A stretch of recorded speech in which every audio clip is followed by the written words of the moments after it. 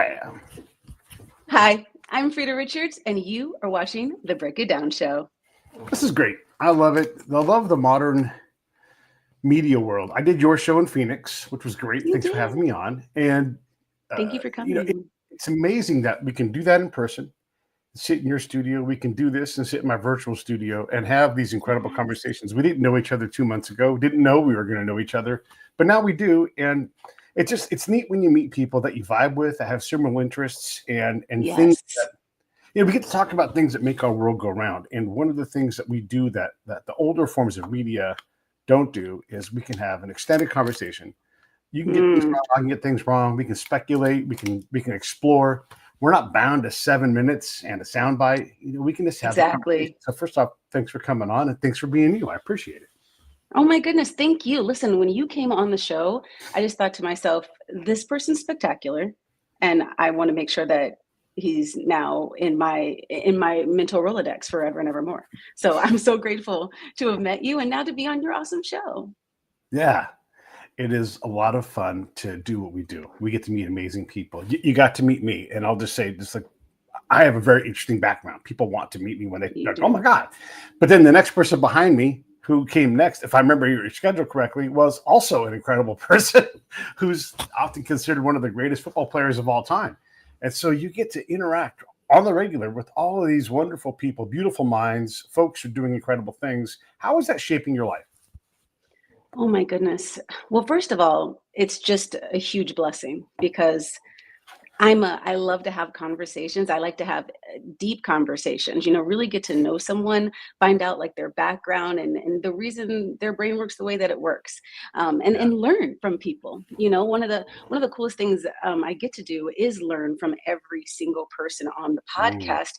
And they're all incredibly intelligent, very successful people that went to University of Phoenix that have gone on to do incredible things. And so I take a little piece and sometimes a huge piece of them with me, a huge piece of of their advice. Because one of the questions that I ask on the podcast is supposed to be beneficial to our audience, which is if you have any advice that you want to make sure that as you walk away today, the people listening or watching take away from this, what would it be?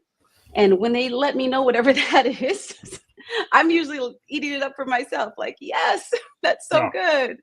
So I yeah. want to say that the thing that I take back that I most appreciate is the ridiculous wealth of knowledge. Like I'm getting my doctorate currently at University of Phoenix. This is another university within itself, the podcast. Yeah, totally. It really, I mean, you think about I've been at this for over 10 years. I've got a Wow. black belt. I've got another degree. It's like all these things come out of all of this experience and the wisdom that Hmm. you gain from people. And also, at least in the case of my show, you can have contrary opinions come on and maybe they talk between themselves on my show. Maybe I have someone come because I just want to talk to them. And then maybe I Hmm. talk to the antithesis of them. And you're forced to sit in this uncomfortable spot where you're like, well, you're both right. And I guess you're both wrong. Hmm. Maybe I need to shut up and learn more because it's so easy to jump to an opinion. And this is one of the bad things about Mm. the new media is it's so I would say the word affective. It creates emotions. Like right now, one of the current topics, and we don't have to get into these things, but is the whole signal thing with classified plans and Mm. Donald Trump.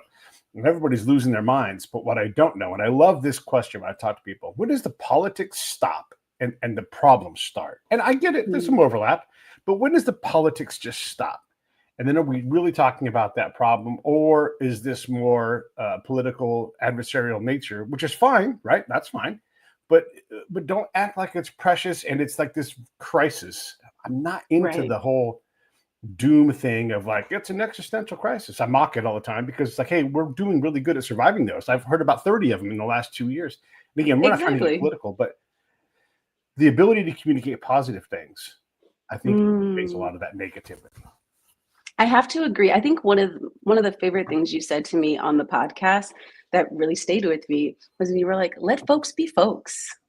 And I loved that. Yeah. I loved the casual way that you said it, but I also love the intention behind it. if someone is far this way and the person's far that way, that doesn't mean that we can't hang out and have fun at a Right. barbecue and have things in common. One of my favorite things to do on social media. I'm a digital marketer at heart, and I typically, I mean, it's been a while since I've gone on there for fun, just mostly because it's my job. So Yeah. Yeah. in evaluating data, and so I haven't really gone on there to like post fun things, but my little one was diagnosed with ADHD, and Mm. there's a page called Surprise Moms. I live in the city of Surprise here in Arizona, and it's just all these moms living in Surprise, and people just ask questions, and like we just support one another. And here in Surprise, I'm the minority, but I am a part of this group, Mm. moms, that it doesn't matter. Like we're taking care of those babies. And when I Yeah. tell you, all moms of all ages, all nationalities, we are all on top of it. One baby has bumps where, hey, that looks like my son's this or that, and one of the things Hmm. I love so much about the page is that, I've seen flags posted in different people's yards and things along those lines. None of that matters when the moms get together and we're talking about our babies and trying to help each other make sure that they're okay. And we're partnering. I've had people follow up with me to ensure that I've got advocates and things like that. Did the school do this? Did they say this thing? I mean, I was Yeah. almost overwhelming the response that I had. So I think that honestly, with my master's in multimedia communication, I think the more we turn these screens on, the more we get sucked into believing that Mm. everything is isolated, but it's Yeah. not. It's not. it's It's it's not. just It's not. not. It's Yeah. not. And once you're wise enough to just say, okay, well, that's what they're projecting, and that's what this channel's projecting, that's what Hmm. this channel's Hmm. projecting, and you're able to just come up with your own thoughts and opinions and let that not be your life. Mm. You can move Yeah. on and just be present in your current environment. So that's my goal. I know that there's a lot of things happening right now, especially with all the different things in the media fairly recently with the government, but I'm an Mhm. army brat, and so I've Yeah. always my parents have, no matter who's in that seat, that's the commander in chief, and Hmm. that's it. So Yeah. that's the way in which we Yeah. move. One of the things that I've discovered along the way with my show, and I've had, and it's like I've had amazing people who've had amazing lives, and sometimes they've had to go Mhm. through these enormous tragedies that forces them to change tracks. And you're like, oh, by the way, I'm a completely different person. I'm a better person now, even though I was burned alive or I lost my eye or Yeah. whatever it is. And these folks have incredible insight, and so like we'll just take moms. Moms are very protective of their kids. They Mm. learn everything, they know stuff, but sometimes you got to get knocked out of your mom paradigm by somebody else who's like, hey, here's what happens when something happens and it's okay. So Mhm. there's a guy named Eric. I'm going to get his name wrong, but it's a German name, so it's Eric like Weimenmeyer or Okay. Wainmeyer, one of the two. And he is blind. Went blind as an adult, so he had good sight. He was an Wow. athlete, all these things, but just had this congenital thing that triggered, and off he went to blind land. And so he has done things like climbed Mount Everest blind, and that's ridiculous. Like it's like, hey, you're just walking. Wow. Yeah, yeah, because it's a life and death thing, and so you don't have one of your primary senses working. That's incredible. You're relying on somebody else to get you up that mountain. He Mhm. also kayaked down the Colorado River. You cannot swim down the Colorado River, it will kill you. And so you're in a body of Really? water that will kill anybody that gets in it. He's in it, he's blind, and he's going down. Look, he's got someone there with him to guide, but that person is not driving the kayak. Eric is, right? And what he does is he takes kids who are blind and he's like, I'm going to take you out and show you adventures. I'm going to take you to these places. And the parents, God bless them, like they're like, yes, go do that. Because what Eric does is like, you kids right now cannot get hurt in this space, like in the Grand Canyon, and there's this giant cave. It's like you can run as hard as you want, and you're not going to run into anything. Run. And some of these kids, it's the first time because they're I blind had the that ability. they've ever run or ever checked the mail or ever because we get locked into our own world. And I think the reason I'm saying this is as we learn these things and we understand, like, wow, there is, we have to open our minds to certain things. Look, we don't have to do anything, but if we open our minds to these other possibilities, we can crack our own barriers that we place on somebody else. Oh, you're Right. a this, which happens a lot in media. Oh, I was told today that I wasn't a real A's fan. Like, no. I'm in charge of that. I'm here to I tell you. love that. I'm in Yeah. charge of that. I love I'm in that. charge of what I'm a fan of, And, that's the thing. It's like, oh, no. So what you're saying is, no, well, what I'm saying is exactly what I wrote or exactly what I said. And that's the thing. Like, we get tied into these things that I think with our new forms of media, we can knock those walls down and really become, hopefully, we have the opportunity to become more wise, more graceful, more gracious, more whatever. Yeah, no, I completely agree with you. One of the things that gentleman did was giving them the opportunity to see beyond their boundaries. Because how often are those blind kids told, like, well, you can't do that? Right. And they had the opportunity to push past that. They had the opportunity to be told, no, Yes. here you can run and do whatever you want. You're free. Go, try it, explore. Where they typically don't have that. They're in an environment where that's designed to keep them safe. And I honestly, as a mom, it's hard. It's hard to watch your little one fall and go, I got to let him get up. I got to let him figure out how to get up. I can't just let me, from the literal sense and not so much, literally watching him, struggle in school or with, his friends or something along those lines, and knowing you're going to have to make it through that one, buddy. And I'll just be here for you when you need us to. But you mentioned that that gentleman actually climbed up Everest. We have someone, one of our alumni did the same. And he was the second person to go up Everest by himself. Wow. So he went up with a guide, but then he ended up, the guide got sick. And so he had to finish going up by himself.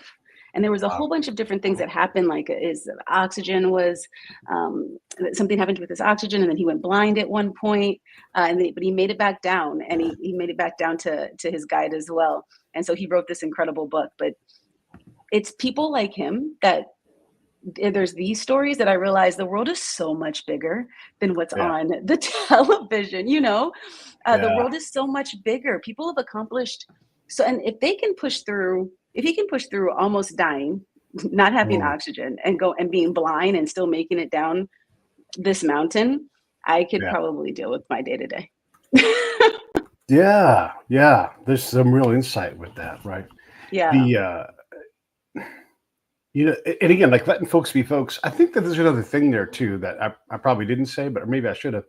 Is also part of letting folks be folks is letting them get to where they need to get to when they're able to get there. And so what that means is I'm confident that forests are X, and maybe you're right, maybe you're not. But if that person's like, I've never even heard of that, well, they're not dumb. They're not. They're just the person that they are, and maybe they'll evolve into that position. Maybe they want to hear from you. And if we all come from a point of view of like, we all get to somewhere when we get there. Let somebody else do the same thing. Like I often say, all people are bad at someone they love dying. We'll act out, we'll become jealous. A lot of our negative traits because we're scared. It's horrible. We're hurt. And so we don't act our best, and we lose patience, and we get in a rush to do things. A friend of mine died last Tuesday, and he's dropped dead. So it was sudden. And I just reminded his wife, we all know these things, but like nothing's in a rush now. Like he's going to still be dead. The paperwork just takes how long the paperwork takes. You don't have to do any of it the second it's available. And you can just work on you, on grief, on your family, and allow people to be shitty to you because they can't reliably be their best selves in this case because they're doing the best that they can. They're just failing at it because guess what? When people die, we suck at it. Yeah, they're struggling too.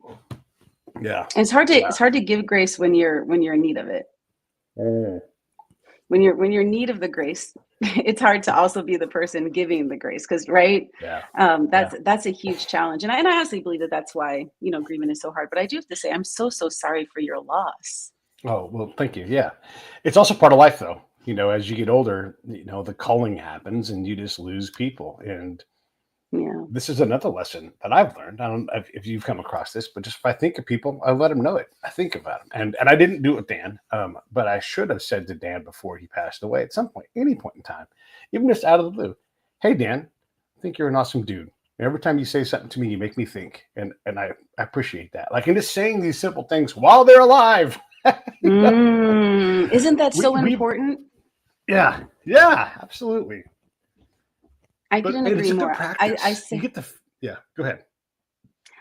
I was just going to say I couldn't agree more. I actively, when speaking to friends and family, ensure that I say that I love you. That I say that, you know, thank you for your time. When it comes to my friends, as if I'm not going to see them again, which I expect that I will. But, you know, being an Army brat, I've I've experienced some things, and you know, it's important. It's important to let people know how you feel about them, giving them the opportunity to let them know how they feel about you, and then, you know, letting them go out through the day. It's also good for you throughout the day. Like, who doesn't love to hear a good "I love you" and "You're spectacular"? Yeah. Yeah, that you make a difference in my life. You make a difference in my life. Yeah. How has your show evolved now that you're pretty far into it? I mean, you've got a lot more growing to do, of course, because you'll just continue to evolve. But how has it changed since you started it? How has it changed? Well, I have this incredible team. They've been confident and doing everything the same from the beginning, and continue just to get stronger, bigger, and better. So I'm just following behind them, thinking like, how can I be a bigger, better host? You know, like, so when I first started, so the actual show, as far as like the back end and the way that's just like that's been amazing from the start. But I am learning in the process. I've never been a host before. I'm usually behind the screen. Like that's that's typically what I do, is create the assets and then post them, not necessarily in front of the screen. And so I started off by creating doing a whole bunch of research. The team is incredible about providing like different articles or LinkedIn or like any thing that they may have been in, so that I can do some research, which is awesome. So I do a whole bunch of research. And then the night before, I kind of just dive in. All my questions, I read them over and over and over again. And on my way there, I have them read back to me to make sure. And when I first started, I was just like, I had these cards and I was like, sticking to the questions. And then my producer, who his name's David, he's incredible. You know, David. Yep. Super incredible, talented man. He's done so many things on Fox and ESPN and so on. He has so many cool stories. But he was like, Freda, you've got this, and eventually you won't need those cards. And I remember thinking, like, you have no idea. I need these cards. I'm gonna forget all the things. And I mean, I want to say by like the 10th show, I remember someone talking, and I just put them down because like all I wanted to do was hear what she was saying. And then that conversation came so naturally that I just put the cards on. Now, do I create questions every single time? Yes. Do I still do all the research every single time? Yes. Do I even still print them to this day? Yes. As a matter of fact, when you were there, I had them. I didn't look at them one time. Right. I think at this point, they're just like, they're there for just in case I forget, I don't know, or I go mute, maybe, I don't know. It's just there for safety blanket. But so now it's so much easier just because I trust myself to communicate with the guest. And the guests are typically fairly, I mean, not you were not nervous at all. I loved that about you, that you made the conversation so much more fun, because you are a podcast host. So I honestly remember I was like, we could switch seats. Like, or do you want to? No, we did. Look at us right now. Look, hang on. I know we did. We just switched seats again. I love it. Oh my gosh. So, but so chatting with the guest and knowing and trusting myself to be able to know how the conversation is going to flow naturally and what I believe that our audience is interested in, you know, not necessarily all of these rigid questions, but more so as they're speaking, how those questions naturally come up. Right. Yeah. I'm look, there's a million ways to do this, right? And because a lot of people can do it, there's a lot of overlap. And so I think back to my time when I was a spy, I don't need to ask the question everybody would ask.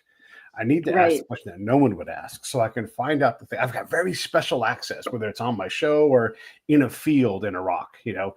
And so it's on me to ask the questions that will give answers that nobody else is getting, because that's the unknown unknowns. And so I always focus on that. So I'm not going to, and I haven't asked you about your background much. I know you're an Army brat. We talked about that. Maybe we get into that, but I'm not going to say, tell me about the beat. Nothing wrong with that approach, but I'm not going to do that because that can be done on another show where they're going to do things Right. that are more in a formula. And what I think you're learning is, yes, do the prep work. For me, I've done the prep work for the last 20 plus years. I don't need to do Mhm. really any real prep for a specific guest because I've done all the prep. I know the Right. questions. I understand the motions. I know my kata, right? I can find a question within a conversation, and I don't even always ask questions. I'll just hit the ball back to you in some way, and that kind of flow for me, uh, for this format, Mhm. works excellent for being a host. I can see how that works well for you. You're so easy at having that conversation with, and you propose really great questions that make the person think. I mean, even when we were in my podcast, I remember us going back and forth, and me thinking like, "Hey, yeah, that's actually a really great point." And like I said, when you mention things, you don't necessarily know someone's cadence, if they're going to take a breath, if they, because everyone's so different. I interviewed a chief police officer whose story was incredible. This man went from like Rodney King to like chief police officer. His cadence was very slow, very intentional, Mm. very stern. And so all my bubbly, like all the energy had to come down. Right. Mm-hmm. And I had to just like lean into him, you know. And then I have then I have others. I interviewed this young lady whose her specialty is ADHD, and she helps women with ADHD, and as life coach, become more successful in careers. That conversation was maybe the fastest podcast. I'm confident, like words per minute, in that podcast. Her and I were having we were going. It was her and I in the room.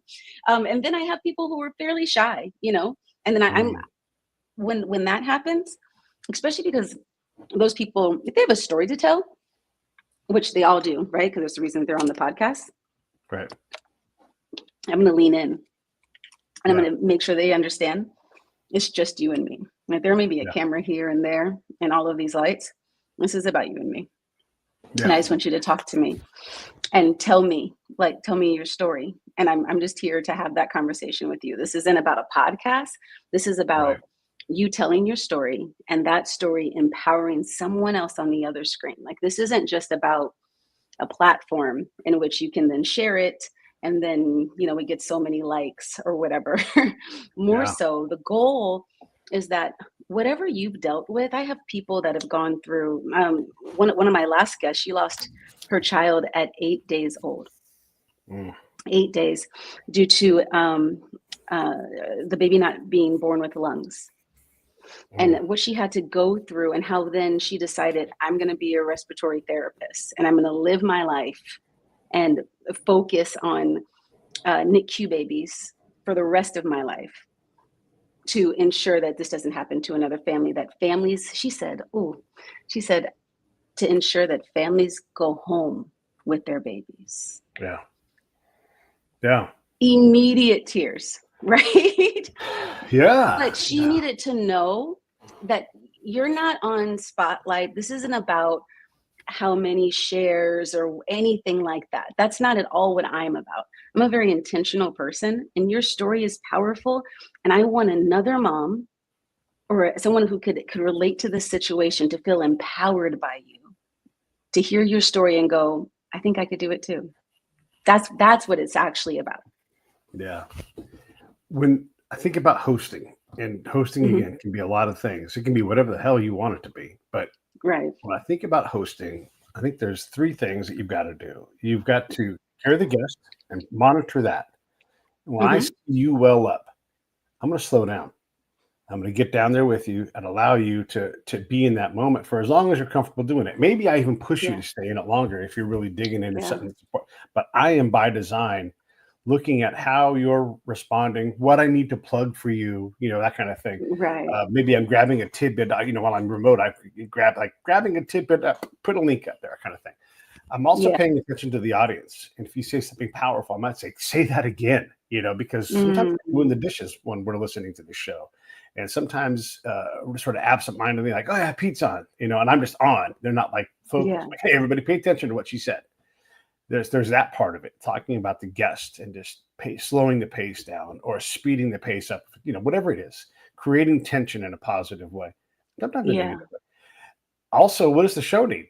Hey, this is the Break It Down show, everybody. You guys should subscribe, right? And like those kind of things. Yeah. You have to monitor all these things. But then there's also sub things that are like not primary, but you have to also think, oh shoot, one thing I need to do right now is I need to whatever those things are. And I think you're getting that already a knack, but you're developing a real professional capacity to do all of these things. When I was on your show, we were talking, and obviously I'm comfortable because I'm professional. I know how to do these things, but we talked about Dwayne Wiggins from Tony, who had just recently passed away when we did the show a few weeks ago.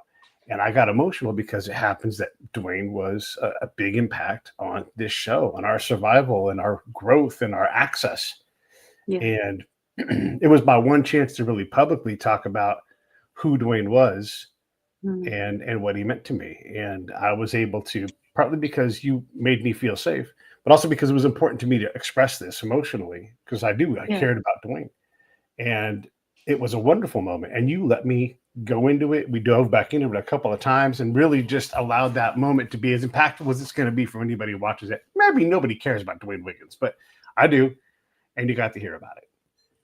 Yeah, but I wonder, is it so much about people being impacted by that person, or what if there's another man that maybe looks like you, is the same age as you, dresses like you, has the same interest as you, or is just thinks that you're an awesome person and doesn't think that they can be sentimental, doesn't think that they can appreciate another man respectfully, right?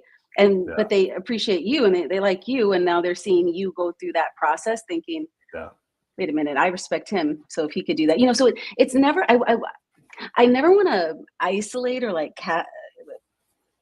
lock people down into a into this box, like you never know how people are being touched. And I've had people reach out to me talking about the podcast and how, oh, I sent that to my sister because this person was talking about how they were an angel investor, and she's not looking for anyone to be an angel investor, but she is taken back by the fact that this person came from Tucson in a 2-bedroom home with 8 siblings, and said nothing negative about his childhood. He said it was the best childhood and that his parents were incredible and that they provided mentors for him, and that's what led him that way. And that is what encouraged her. She said, I know she lives this similar life. This is going to be helpful for her because she thinks that her kids are going to be like, oh, I don't have all the things, but she's doing so much to set them up for success. And to see this other person be affected in this way, and now he's an angel investor, knowing that there's qualifications for that, like that's pretty powerful. That's pretty powerful. Like, well, yeah, I mean, you two she can overcome anything. And that his childhood is nothing he thought about negatively. And the likelihood of her children not thinking negatively about their childhood just because they don't necessarily have as many funds as, mom may be thinking about isn't negative. As a matter of fact, I think some of the people that have the least money may be the happiest just because they're not so overly consumed in there's something to be said for that. For sure. One of the things I've realized is, along the lines of what you were just saying, is if you've spent the time to be thoughtful and you've really worked through this, maybe you've read the book from the guest or whatever it is, and you've invested time in a certain topic, you still don't own someone else's outcomes about whatever you say. That still belongs to Freda or to Bob or to Tim or to Jennifer. It's up to them what they take from you. And so you just offer it. And if they get a different lesson, and quite often in my life, people have said, Pete, you said something to me at one point, and I'm like, oh my God, I hope it was good. And they're like, no, it was great. It totally changed how I saw things. Like, I had a conversation with a buddy of mine, and he's like, I'm going to save money because we're going to deploy, and I'm going to buy a Tesla. This is way back. And I'm like, okay, why don't you buy Tesla stock instead? And he's like, holy shit, I hadn't thought about that. And so, and this is a long time ago. And he did buy Tesla stock. And so did I. And I took my own advice, which is another good lesson. And obviously that's worth a lot more money now. It's not $1 million or nothing, but it's those moments. And I was so happy that he had heard that, because sometimes we just have and again, it's just like this breaking down barrier. And when you're thoughtful, you just can give that lesson, and then they can decide what that lesson is. And I love that concept of just letting folks be folks where they're at their speed. And just like, I've spent time thinking about this, or I'm going to spend time shutting up about this because I haven't thought about it. And by the way, this is a big revelation here. I talk to high school kids from my high school every year. And one of the things I'll ask them, like, what are you guys worried about? And then it's always like kid stuff, right? But there's one kid to be like, the environment. And I can look at that kid and I can say, are you going to become an environmental scientist? No. Are you going to take any kind of science degree? No. Are you part of any kind of environmental movement or doing anything? No, but stop worrying about it. Find something that you can impact. Go work on that, because that stuff doesn't belong to you. Right. And I don't know if it resonates with those kids, but it is a great lesson. I'm not saying it's not important. I'm just saying it's not important enough to you to be directly involved in learning about it, trying to figure out how to do it. Everybody wants to do a podcast. Can you do 1,000 of them? Can you do 100 of them? Well, if not, don't worry about it. Don't have a podcast. It's no big deal. You can say, I don't care. You can say, I don't care about Syrian kids. Right. You have to actually feel their pain. You can just say, I have a life to do. I'm struggling enough, and I'm just going to not worry about Syrian kids. You can say that, and it gets to be okay, because we can't take on everything. You know what's great about that is that you're so intentional in regards to checking with your audience, finding out what their need, what their pain point is, and then giving them advice based off of that, as opposed to just, especially when talking to kids, especially when talking to high school kids, as opposed to just kind of like pushing upon them your thoughts. I recently went to, and I want to say, if it's on your mind to say, whether or not you think that it may have landed or not, always say it. Because I went to my son's favorite, he loves these French fries. It's actually like a chicken wing place. We don't eat meat, but it's a chicken wing place, and they put the seasoning on top of the French fries. He loves it. And so we're in there often. And this woman behind the register, she owns it. She has so much joy. And this day, I did not have it. This day, I just didn't have like the usual light and glow. And she asked me, she was like, are you okay? And I was like, yeah, it's just. And so she was like, hey, you know, she's like, you're in here a lot. And I know that you work a lot. And she goes, are you a control freak? And I was like, oh my gosh, so much so.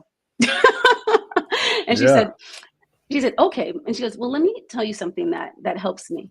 And I said, sure, tell me. And she said, because I'm a control freak too, I would recognize that, let's say my car broke down, then that affects how I feel. And my kids are yelling and screaming, or my spouses didn't fill up the gas tank, or whatever the case may be. And then that would affect how I feel. One day I decided, if I'm a control freak, then I need to recognize that I'm letting those things outside of myself control my thoughts and emotions. There's literally nothing that can change my thoughts and emotions outside of me. So don't give those things access. When I tell you that information, because as a control freak, just the thought of someone having the ability to manipulate or do, you know, like, because I'm pretty meticulous. And so I never thought about it from that aspect of life. She said that to me just on a whim as I'm getting French fries. And when I tell you that day has changed the trajectory of my life and the way in which I move and communicate, I literally think of those words when I was turning my key. This is last week. I was turning my key and it broke. The whole key broke. The thing was inside, and I was like, I'm not going to let that control my day. And I used a little thing, it kept going. And so I just want to encourage you, if it's on your mind, if it's on your heart to say, and I do the same thing at the podcast. Sometimes I even say, like, look, we may cut this out, but it's on my mind to say this thing to you. It's on my heart to say this thing to you. Because I want to make sure, and I'm gonna make sure you don't walk away without me communicating to you that whatever that may be. So as long as you continue to do that, there's someone out there whose ears needed to hear it. There's, I think, instant for instant in your life, the thing that impacts people the most, and it's the dumbest little things, but if you drop your keys on the floor, it's always like, oh, it's like one more thing. And it's literally the easiest thing in your day. to handle, Right. and it doesn't at all have any latency. It doesn't. It's just it's over. But it Mm-hmm. hits us so I don't know why that is, but like you're running around, you're trying to get done, you're a little bit behind schedule, you spilled a little coffee on your shirt. That's way more your impact. And you don't like it, but you get by that pretty quick. But if you drop your keys in the trash, on the floor, on the front step, and you have to get on your knees to go grab it, you are done with that Yeah. task in less than 10 seconds. But Mm-hmm. God, you're like, I'm having a bad day. And I'll say this all the time. I'm having a bad day. And I'm like, did I drop my key? I'm like, oh, yep, I sure did. And it'll be my stupid keys that just sit in my craw. And so I've worked to like slough that off and be like, yes, I dropped my keys. I know that's not going to bother my day. I'm going to have a good day. And I've kind of managed to mostly flip it. But do I have bad starts to days? Do I have things? Yes, Sure. of course, right?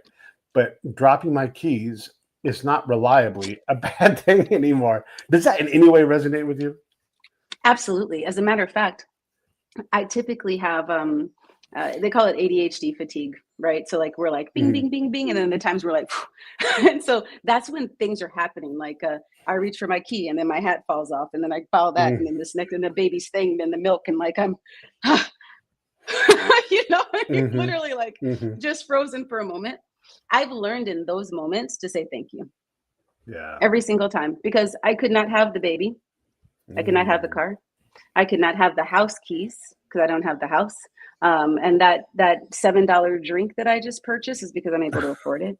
Right. Yes. So like, yeah, I dropped that $7 drink, but I can go get another one. But thank you that I could afford it. So I just changed that thing around, because to your point, it's like it really gets you when things like that happen. And it's the smallest thing. I'm having a bad day.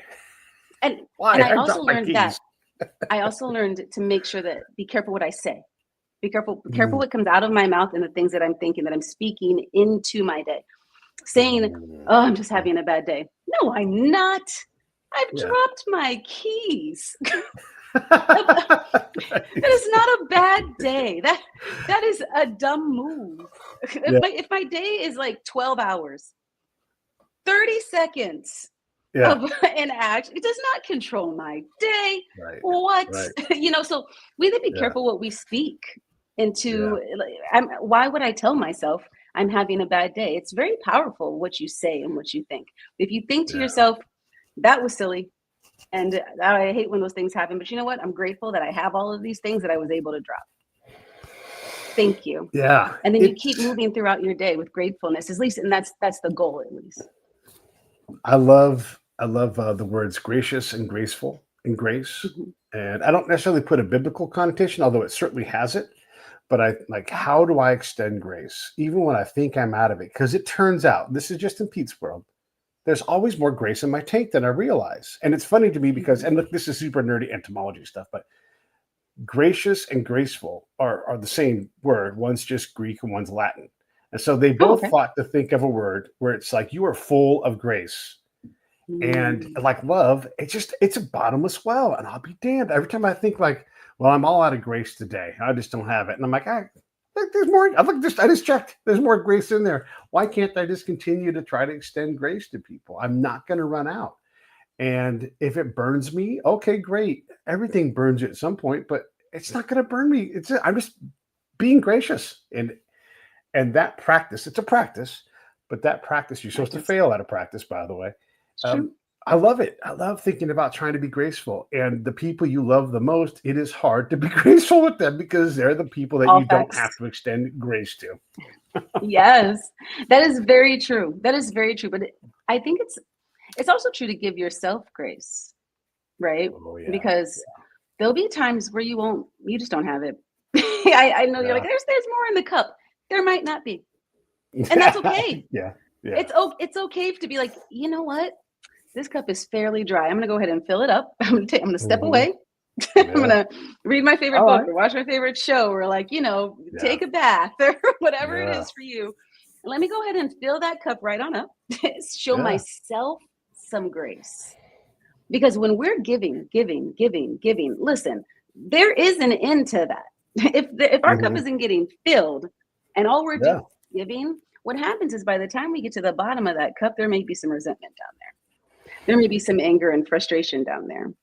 And Yeah. at that point, you've depleted yourself so much, you've ignored so many of the things that you like and love to do, maybe some self-care, maybe your favorite hobby or whatever the case may be. And now you've got that resentment. Now you've got that frustration and anger. And that was your choice. That's Mhm. always the worst. When you reflect and go, Well, I made that choice. yeah. And this is where I'm going to just push back just slightly. That's because you Yeah, don't run out do. of grace. Like maybe you've looked in the cup Mm, and you saw anger and resentment at the bottom of it. You looked in the wrong cup. You didn't look in the cup that's full of grace. So calm down, look back at that person, extend grace, and see what happens. You've got it. It's in there, right? But it's a practice. And so, yes, we have these challenges. That's when you have to learn to like reassess. Can I be right. gracious here? And you don't have to be gracious in every instance of life. Sometimes, yeah, you can get pissed off, or sometimes you can be unfair, whatever, right? That everybody's allowed that. That's me being gracious. But I would say I think we're both saying the same thing. I'm just defaulting to we always have grace. And I learned this, oddly enough, through the show because it's the Great Wisdom Machine. And I was talking to I did a series of interviews with people that had been put in prison for the rest of their life. Either they'd murdered people or three-striked or done something Oh, horrible. wow. Okay. Yeah. And you learn a lot about rehabilitation. And one of the things I pulled out, and these are really wise people because they've had a lot of time to be thoughtful. Mm, And they said all people are redeemable. All people are redeemable. That's the default. If you fail at that, then you're failing at the very fringe of that one didn't work out. But mm. all the rest of those people that we wrote off, to include pedophiles, rapists, all these people that are so vile we can't possibly imagine redemption. We have Yeah. to say redemption is possible here. And I need to fail at redeeming this person or the system or whatever because that is where the point of failure is. And now you're failing way over here instead of deciding before you ever start that some person is unredeemable. That shook my world because I didn't want that to be true. Mm. But I haven't been able to figure out that it isn't since then. I'm not going to challenge you that it isn't. I'm going to do is say, remember that high school kid when you were like, are you involved in the Yeah. environment? you know, Yeah. I don't. That's not my calling. That's not my purpose. I Right. definitely. I mean, I have littles, so like that would be a challenge for me. Sure. But Yeah. again, not my calling, not my purpose. Check. I don't Yeah. have, so I have the ability to, show grace to others in other situations. And I know that Yeah. whoever, and because you um, have the opportunity to speak to these people, to learn more about them and to have that grace. And even with your past experience, I mean, you've seen so much, you've done so much that you can understand the great lengths of grace that could and may need to be given. So I stand on the fact that I am not the one to be make. I don't need to judge Yeah. anyone. And that's fine. I, Because you it don't is have to not up to say, me. yeah, you don't have to say oh, everybody's redeemable, right? But that is a standard. And But I it do is believe interesting that, when you, by the by, I yeah, do actually believe, I don't mean to interrupt you, but I do believe that everyone's please. redeemable. Yeah. It's it's more so the me showing them grace. Like, do I want to be in their Mhm. company? Do I want to spend time with them? Do I want to Yeah. help them recover a lean? Like, no, not necessarily. But Right. I also know that it's not my place, right? Yeah. Like, it's not my place to judge them. It's not my place to help them recover or to lead into another way. There's other people that are better designed and suited to be able to Yeah. do that. One of the guys I had in this series, his name is Matt, and he killed a guy. And Oh he deserved to go wow. to jail, and he was guilty. And then he got out, and he is very, very, very well adjusted because again, he's had to sit with all of these things, go through therapy, earn the right to get released from prison. And I asked all Mm, these guys, like, when did you figure it out? And then when did you complete your work? And every single, and look, it's a tiny sample size, but every single one of it, mm, independent of each other, they don't know each other, said, right around 11 years, I'm rounding, right? 11, 12, 13, 15, 12, whatever. That's when they figured out what the work was ahead of them. And they started mm, surrendering that I built this. I'm culpable. Whether I was the person that pulled the trigger or not, I was there to harm people. Like all these things are things that they said. And I right. figured it out. I had completed the work right when the board approved my parole. And then each of them said, I figured out finally that the parole board was not my enemy. They were my advocate. And they speak for the people and they have to Mm, vouch for me. And I've murdered someone. mm. And so, of course, they're on my side, but I haven't done the work. wow. And, like, That's and then powerful. when they yeah, and when you realize that they are your advocate and they are vouching for you and they're saying, yeah, this person is safe to bring out to society, even though they murdered someone or Mhm. were involved in a murder in some way, that's a big deal. And they all said that. And it's crazy when you think about what is possible when you allow that. And then we walk around high and mighty. Would we forgive that person? Would we forgive Matt? So Matt's working at Stanford as a janitor, and they want to bring him on full time from the contract company he's working for. They like his work, and he's like, "Hey, listen, I've got this significant felony in my past, so I would love the job here." And they're like, "Yeah, don't worry about it. It won't be a big deal. We'll work around that." Mhm. They did not work around that. They fired him, and that's one From the against the janitor law. position? Yes, yes, Oh, and against the law, right? And also, this is hippie liberal universities in California. It's Stanford. And so what happens now is like we've judged this guy as a community, as a society, and look, you're a mom. If you got your kid at Stanford, do you want to know that there's a murderer on the janitorial staff? mm, Probably not. But you have to withstand that because we have to allow that person the ability to have a regular life now. They've satisfied the state, which is us. wow. It's really hard to do that, though. It's easy to say that. It's easy to preach. I'm going to preach about what you're everybody's redeemable, that kind of thing. But the fact is that's where the work is. Like we also have to allow them to be redeemed. That ain't Right. easy. Man, man, that's a hard one. I'll tell you what. I'm grateful that I'm not in a position to have to make those decisions because, Yeah, ooh, that is a yeah, hard one. yeah. You talk My about gosh, jobs you don't want to have to do. I don't want to be on a parole board, you know. never.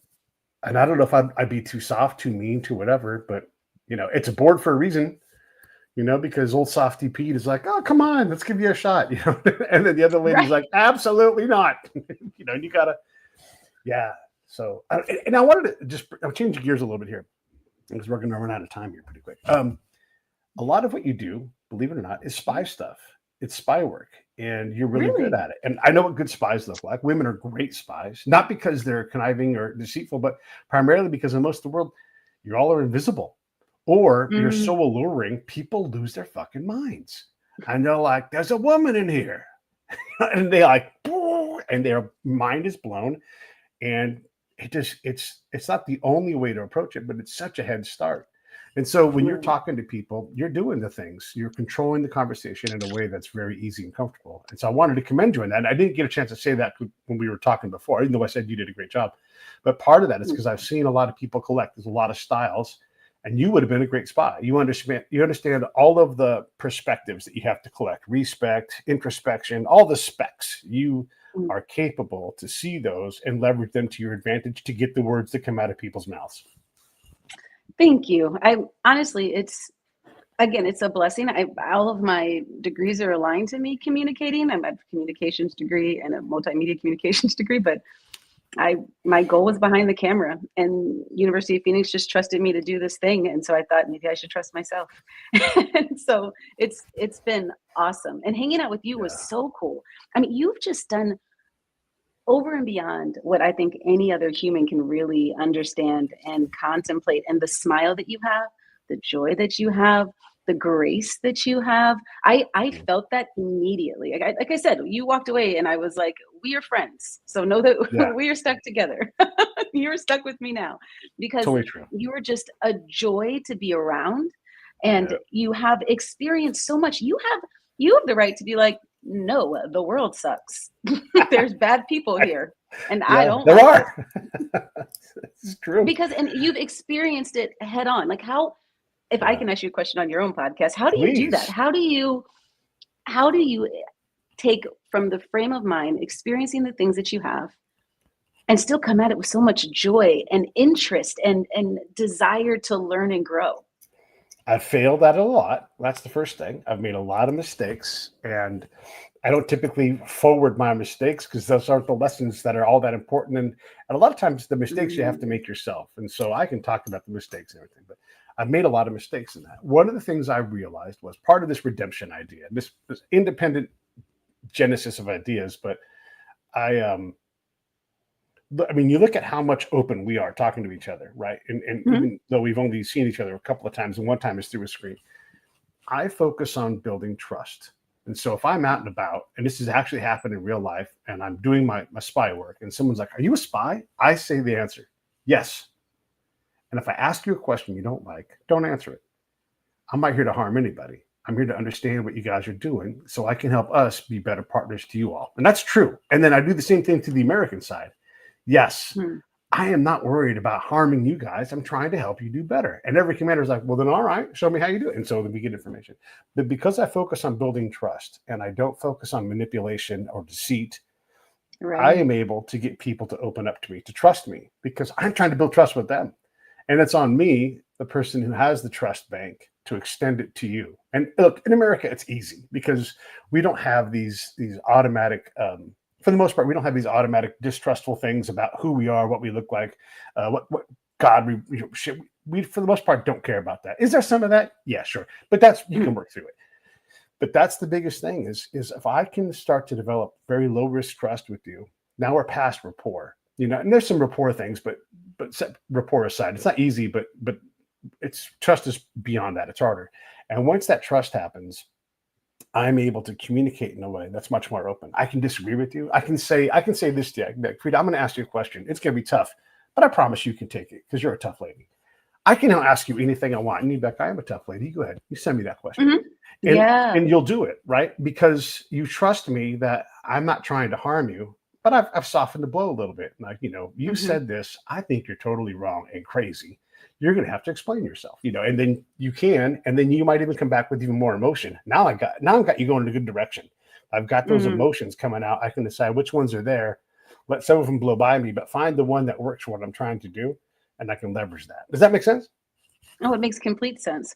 I'm curious if you think that if others, just like right now with any tension that could be possibly happening in America or any other countries for that matter, if we moved from the place that you do, from a place of curiosity, a place of honesty, a place of transparency, what do you think that there would be like less tension in the world? Do you think that we would communicate better? Like, how do you think that would affect the world in itself? I would say in general, everything's a competition. And when you're losing the competition, you have more access to more tools because you're losing. And so you might grab a pipe instead of your fist, or you might grab a gun instead of your backpack. And so when there's an exchange of power and it's not going your way, boy, things can get really nasty. When you run out of words, look out. You can't talk this out anymore. What's going to happen now? Are we going to have adults around you? And even if you're an adult, like when two parents have to exchange their kid in front of the sheriff's office, that is not ideal. No. And so I don't think that goes away. I think that's a human nature that we will have conflict. We do get emotions. We let those things run away from us. Sometimes we've been hurt too many times and we won't stand another second of it.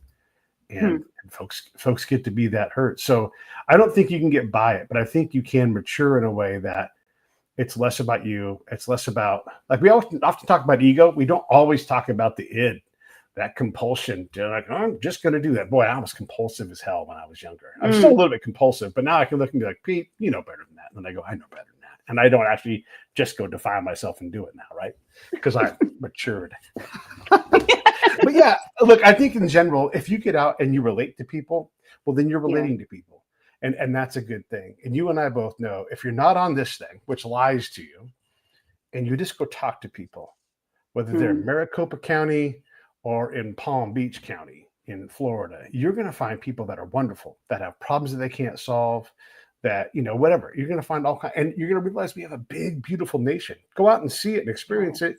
And I defy you to say, I met a bunch of fill in the blanks, whatever those are, whatever you don't like. You're just not going to see that. You're going to encounter people you don't agree with, but it's a big nation. Go meet one more person. You'll be like, oh, that person's fine. Oh, that person's fine. And all of a sudden you realize big, beautiful place, big, beautiful people, but you got to participate in it. You got to want to do that. It's so important. The power of conversation. And if I haven't learned anything within this time being the host of Degrees of Success, it is definitely the power of conversation. I was initially so intimidated by all of you guests with these degrees that you already have from the University of Phoenix. And you're on the podcast because you have done incredible things in the world. And we're telling other people about, hey, look at these amazing alum that have done these things that are outrageously incredible. Yeah. And I'm talking to them, me, little Freda, So I was so very intimidated when I first started chatting. And I'll have to use one of your quotes. After learning and talking and becoming friends with these people, they're just folks being folks. They are kind people, and honestly, the more successful, the more kind. The more outrageous the title, the more that they're trying to like help people and teach people and guide people. Servant leadership seems to be a consistent character trait throughout this whole thing. And so I'm just for me alone, having conversations with these people, I'm learning that opening up, having conversations, hearing people's ups and downs, and recognizing like if you could do that and get what you are now, and not even necessarily from like a success, but like, I mean, your family's good. Like you've broken generational curses. You've broken generational curses. Like a generational the lack of finances, or like when you see that type of change and how they've like, and they're bringing other people with them. I've taken this person and they're doing this, and I'm guiding my team to do this. When you see that, and the person that their drive now is to pull people and guide people also for betterment, you're straight. I mean, I'm just honored to be near and around these people and to learn more every day. And like I said, I've learned from you. And if I've anything, even on this podcast, how essential grace is and joy. Yeah. Hopefully I listen to myself. Please. Right. Please. But you know what? You're talking about grace and joy when you've lost a friend 2 days ago? Yeah. 2 days ago, right? Yeah. Well, I wouldn't be functioning. The Tuesday before, but yeah. Okay. Yeah, I mean, to me, it's new news. I found out Thursday last week that he had passed away.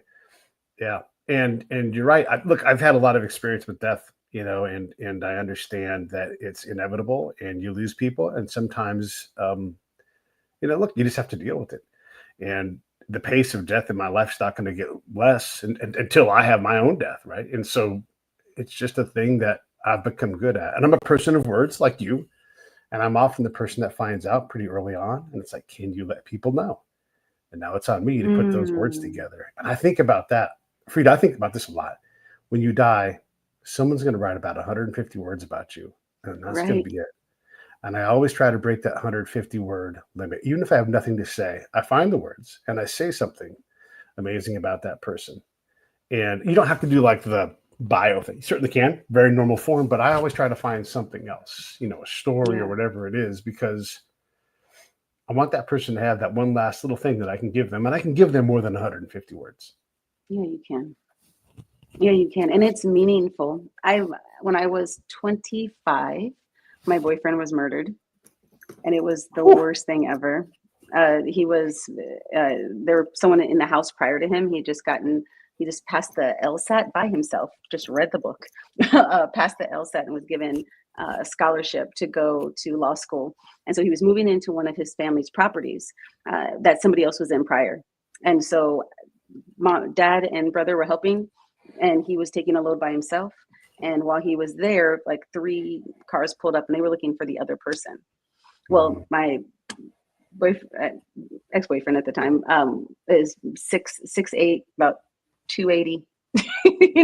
I imagine they were intimidated when he opened the door, and when they were looking for this person, I imagine he was just going to let them in, and they took him out right then. So that was the worst day ever. And I remember at the funeral, the stories that people were telling, and how in a moment where you're just devastated, how you could see that person doing that thing. Like I could hear him laugh like that. Oh yeah, that was. Oh yeah, that was. And it was like an opportunity to just reflect. And bring joy in a place where you're brokenhearted. So know that what you're doing is important. Being intentional and saying, I'm going to go outside of that 150. I'm not going to just say he was born on this day, he did this in the middle, and then he left us. I'm not going to say that. I'm going to tell you something that sticks with you, that even in this moment could possibly put a smile on your face, or could give you a moment to hear his voice say the thing that I'm saying. It's important. It's refreshing, and I'm confident that the people that are there would appreciate it. Yeah, totally. So when I wrote about Dan, if you'll indulge me for a second here, Yeah, I love in betweenquels. So sequel, prequel, whatever. in And between. then there's these in between moments in general, I call them. Hmm. And look, we were both too busy the last time second to last time I saw him, right? But I'm like, Yeah. hey, I'm coming through San Jose from Capitola, from the coast in California, and if you want, I'll break off for an hour and we can grab a pint, something like that. And he's like, I'm absolutely too busy to do that. So let's meet at this place, And so we did it. Didn't have to do it. I didn't have to reach out. He didn't have to respond. We easily could have, and it Yeah. would have been no harm, no foul, right? But we Hmm. took that in between moment and we just said, Yeah. hey, let's make this little life moment. And we talked about what he was up to. I talked about, standard stuff, nothing Mhm. earth shattering. No one was talking about anything crazy. We had a beer and then we got on about our day. And Mhm. and we saw, but when you take these moments, my buddy Jeff reminded me, he came out to California, but all the way out in Joshua Tree. And he's like, do you want to come out and have dinner with my crazy family? I mean, look, and he's like shaking his head, no, like, you don't have to. And I'm like, yeah, I'll get in the car and drive 3.5 hours to come see you. Of course. You're in I town from love Tennessee. that. You've come all this way and you still think you might have time for me? Yes. Yeah, I can get in my car and drive. And I drove out to see his weird ass family and their pig that they had in the house and all these things. Who cares about all that? Like, this is your Yes. family. And we sat down and we had a meal and it was wonderful. And I think that these moments, and this was what I liked about Dan. He came I lived down in Orange County, and so his family was Anaheim because his family is from Anaheim area. And he's like, hey, Mm. got time, pop over to a hotel and let's just hang out for a little bit. And so I did. And that was the last time I saw him. It's those moments that he would say yes to, that I would say yes to, that build these magical things. Like I love a nightcap of friends. Like, hey, do you just want to stay up a few minutes longer and just have a drink or something? Now, that's Yeah. it can be a coffee, it can be a wine, it can be whatever. Yeah. And so we do that. And I wanted to stack so many of those moments with the people that I care about that I'm like, wait, which time is that? Which amazing moment was it? I'm going to tell you one more of them. And I added this in Dan's thing that I wrote about it.